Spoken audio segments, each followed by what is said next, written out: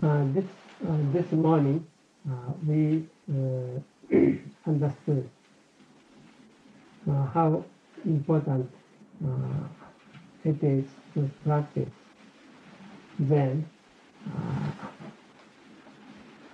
to understand our teaching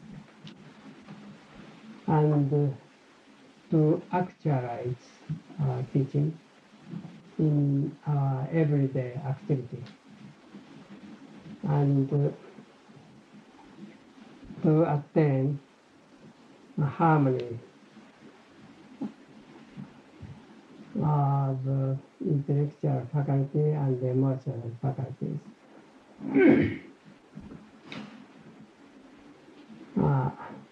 To attain this kind of oneness, it's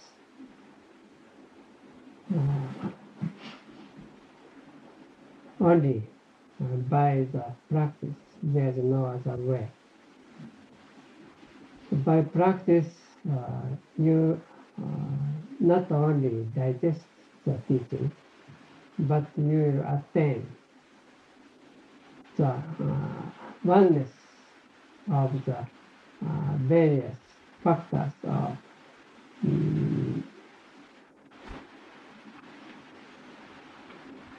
your faculty. So whatever you do, the work you do will become of your own. So this kind of practice is something more than training. The training is some means to attain something, but practice is the fundamental way of acquiring various acquisitions. That is why we put emphasis on practice.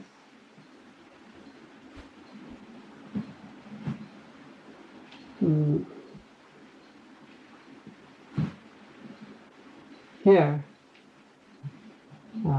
by practice, we mean something as important as enlightenment itself, or another interpretation of enlightenment, because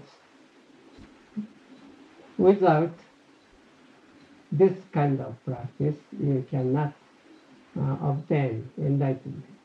The enlightenment will not be yours. Because of this kind of practice, enlightenment is yours, whether you are aware of it or not.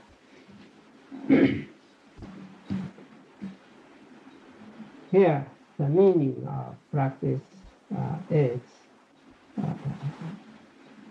very deep. So, our zazen is not just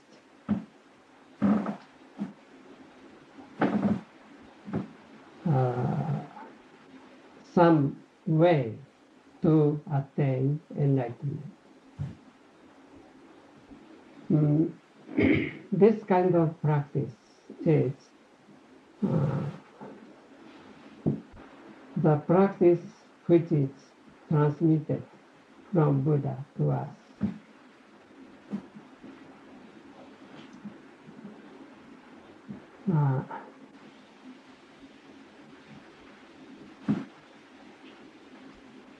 Do you know the famous story of Nangaku polishing up a tile? I think you know the story.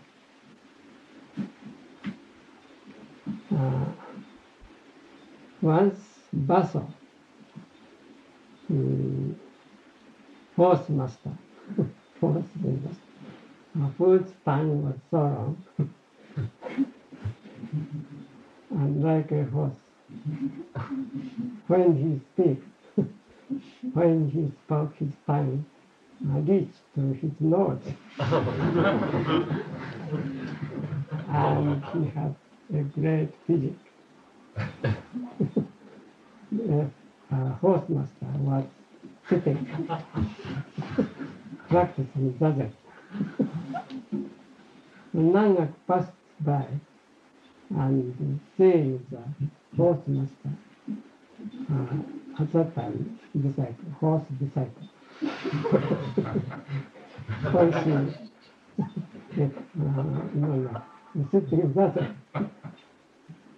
the master said, "What are you doing?" "Oh, of course, I want to attain enlightenment." So I'm sitting here. All of a sudden,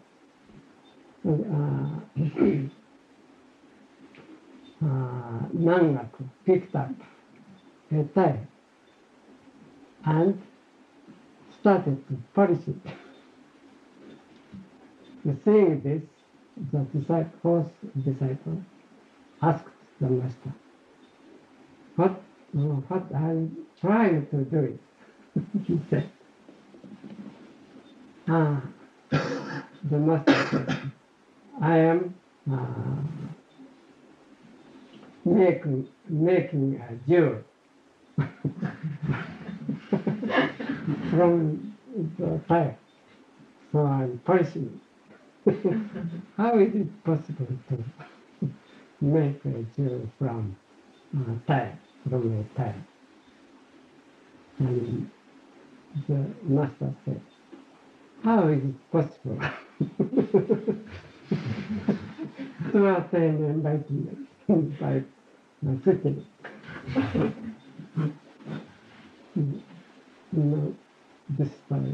This is very famous stuff. To polish a tile is a practice actually. You cannot say it is impossible to attain enlightenment by sitting zazen. It is possible. But if the enlightenment is something quite different from usual things, usual activity or usual acquisition. If it is something quite different from ordinary things, it may be impossible. But when tile is tile, through and through, the tile, for its being tile, covers whole world. When tile is just tile, through and through, it is jewel. You cannot say tile anymore. It is not just tile. If you do not know, if you do not see the tile through and through, it is only a tile. But actually, when it is really tile through and through, it is jewel. When Baso, Dogen said, Baso, the horse master, become horse master through and through. That is, Zen becomes Zen through and through. Everything becomes jewel. So this is our practice. Here, you have understanding of form and emptiness is form. When form is form, through and through, it is emptiness. when a tile is tile through and through, it is June. By June we mean empty. By tile we mean form. So this kind of practice is our practice.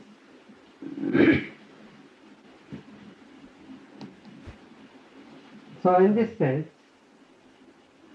from practice, everything comes out. Where there is practice, there is everything in its true sense. Where there is no practice, it is delusion,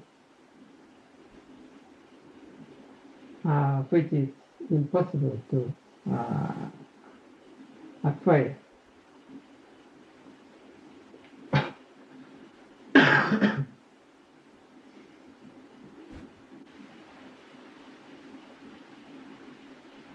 So if you try to acquire something without practice, it means you are seeking for delusion. you have no chance to get it. And you have no chance to know who is you yourself in its true sense.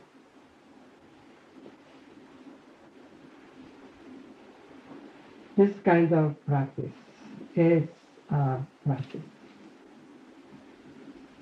So, when you practice our way, there is teaching. Teaching comes out from practice.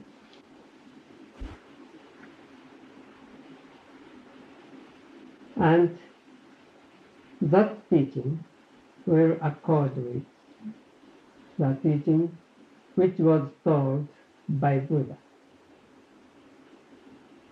That is how we get transmission. Transmission is not something which is handed down from Buddha, like some treasure. It is something which you will, which you have, or which you will actualize, or which you will realize, and which will be proved by Buddha. That is transmission. So, in one way, it is something which was transmitted from Buddha. On the other hand, it is something which is acquired by yourself in its true sense. This is our teaching, and this is how we get transmission, and how you transmit our way.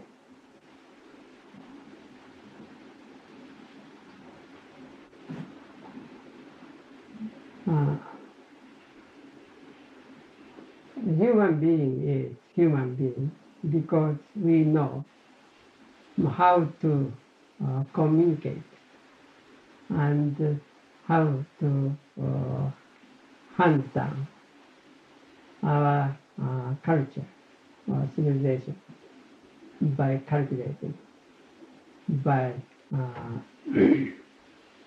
indicating in various ways. So, cultural heritage can be transmitted from ancestor to its descendant. But that is not perfect. The true way of to receive the heritage of our ancestors is just only by this kind of practice.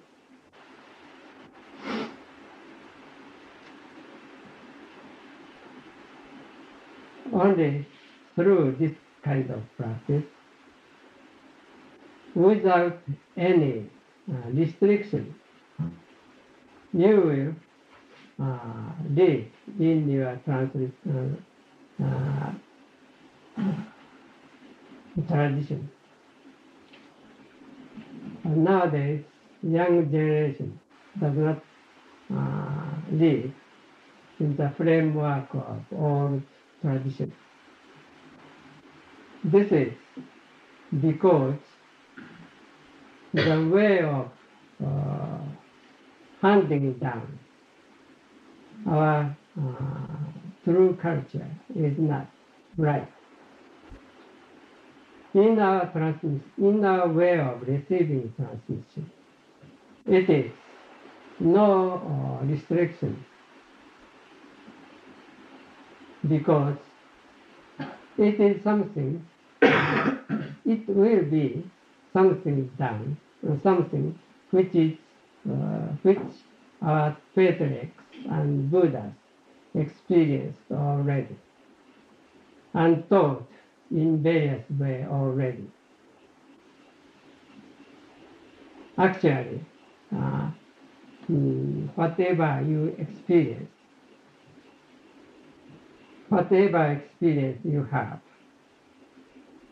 almost all the experience you have will be already told by some of our patriarchs. They are waiting for you to experience something always. But you see, we don't know about it. So we strive hard for it. And we extend our way as we like. You see, but in its true way. So for us, there is no restriction. But our Buddhas and patriarchs will be very glad that you came, that we reach there, came here. If we extend our tradition more, the gratitude of the patriarchs will be more. This is how we extend cultural heritage of Buddhism. So we say zazen is most easy way.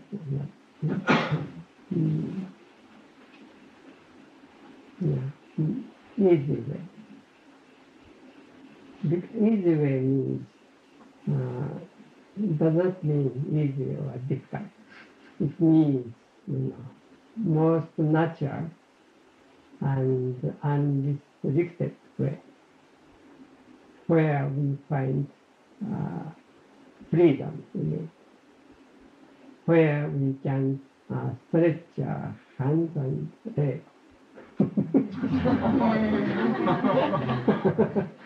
as much as you can, even though you sit in cross-legged position. This is, feeling of that in your sitting.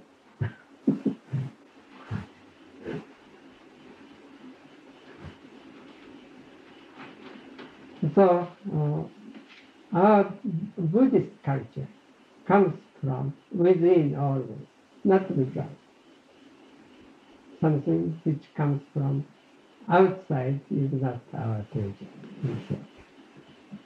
Something which comes outside. It's someone's treasure, not ours. So true treasure should come out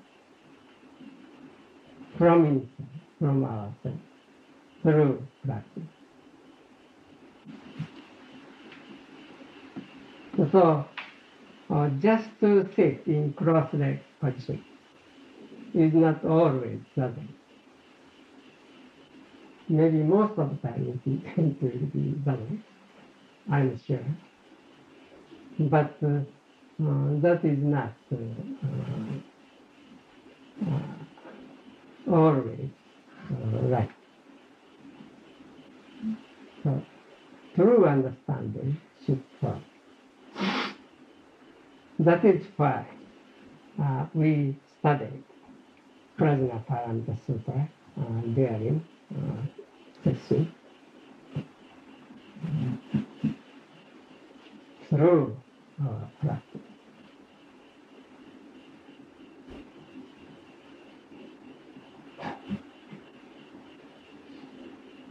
You can actualize the Prajna Paramita Sutra by your practice.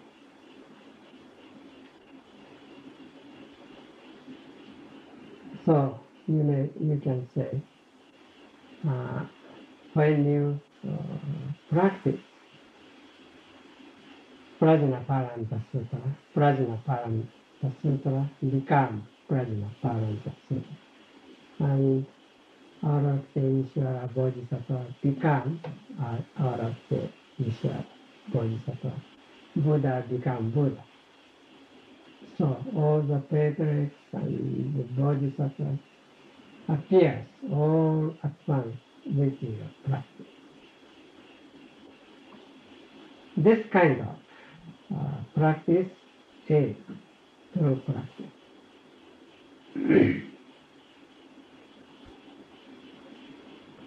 Or else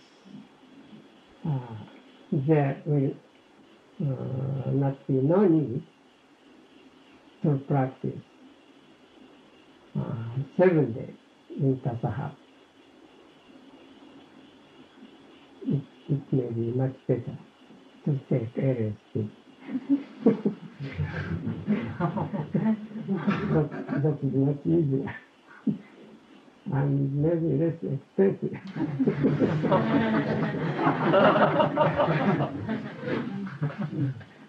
It is true. Yeah, we imagine something, achieve something, and many students spending 7 days in hot weather. This is ridiculous.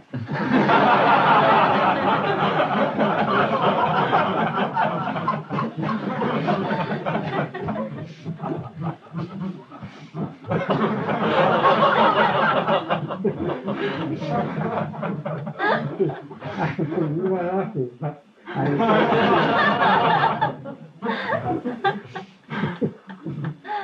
it is so, you see. So I'm not comparing Zen to LSD, but Zen is something different from what I mean is from just training to acquire some state of mind. State of mind is maybe important, but if you do not dwell on it, if you cannot live in it, it means nothing.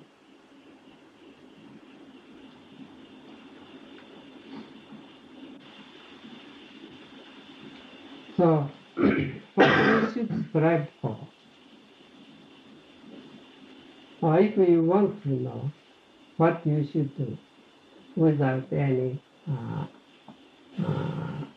teaching, is, just sit.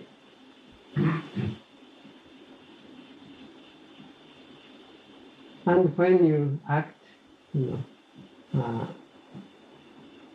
You should see your surroundings and find out what will be the best way to please them. That is how you should find your way.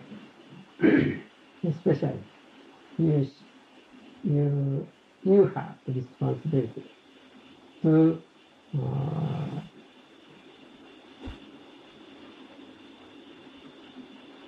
lead our teaching for your descendants, to leave your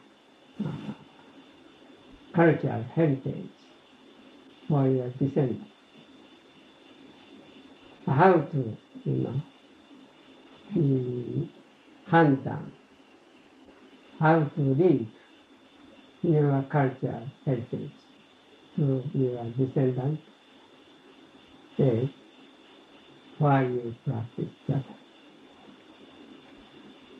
Through zazen, without saying anything, you can hand down your cultural heritage. What you have strived for, what you have attained will be your descendants.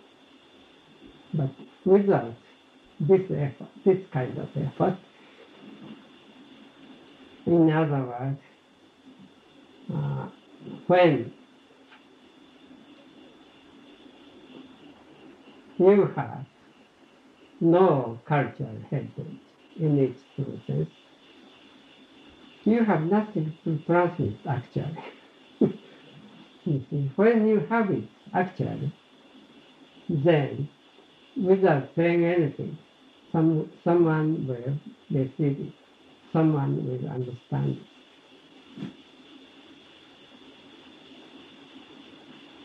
If no one, even though no one understands it directly, someday someone will understand it. That is what was written in Shomo Genjo. He said, what I have studied, what I have acquired, may be difficult to be understood by the people in our days, in his days. But if I write down in this way, someone someday will understand me. So when something, some cultural heritage is someone's own in its true sense, that cultural heritage will be known by someone someday. This kind of confidence comes from our practice.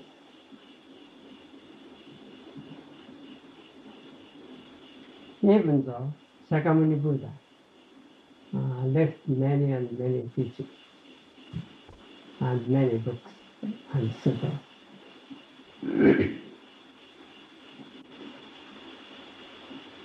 if the teaching he left is not his own in its true sense, no one will be interested in it.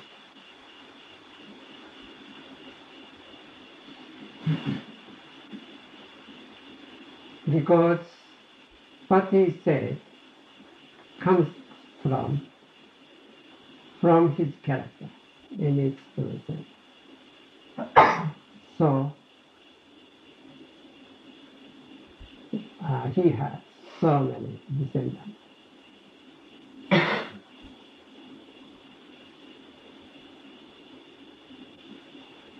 Why this kind of thing happens here?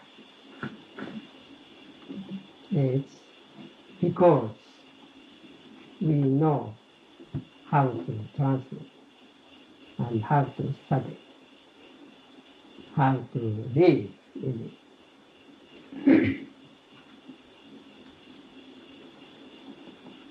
As I said this morning, in difference to Maijin Sensei's talk last night, it is important to have teacher for you, because our teaching is not something which will be told perfectly. The way is to believe in it. How to believe in it is,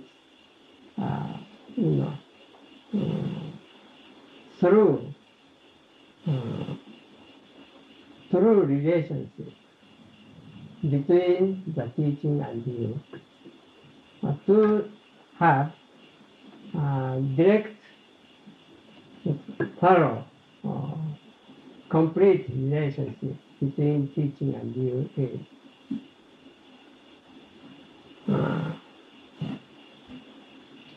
to know, to have close relationship with your teacher, who perfectly believe in the teaching. You see, it is much easier to understand, listen to your teacher than to read some book, because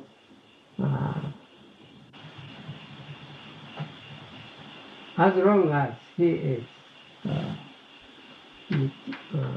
telling you something, he is believing in it. So that belief, communication through a belief will result tremendous impact here. So this is not just intellectual study, and this is also emotional study, and the study with your mind and body. So that is why it is better to study with your teacher.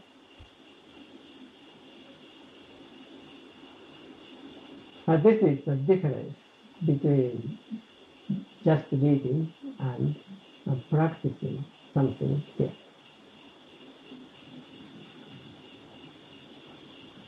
If practice is so important, there must be a teacher.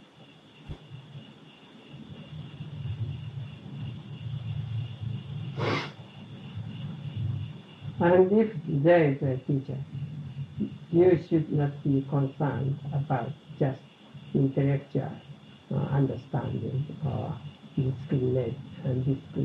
criticism or discrimination. You should give up all those imperfect way of communication. Teachers should not have any discrimination, and students also should not have any discrimination. Just to respect Prajna Paramita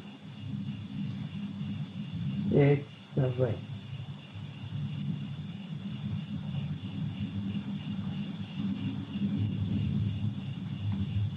When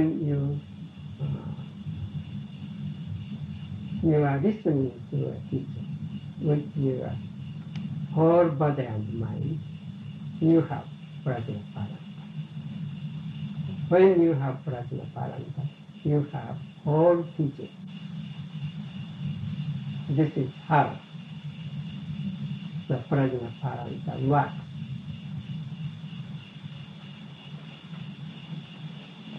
In this way,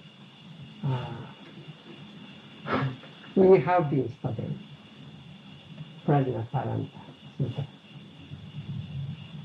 Although there were many inconveniences in our practice here in Tassajara, but I think we did it pretty well. But the meaning of our practice is much more than we understand. We have one more day. 2 more days. Oh, I see. 2 more days. And just 1 more. I miss very much.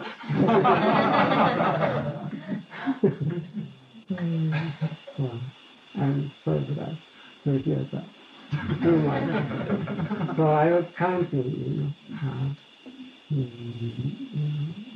students who may come to me for Doksan. But if I have 2 more days, I was very much relieved. Anyway, we have been doing pretty well. It may be pretty difficult, I know.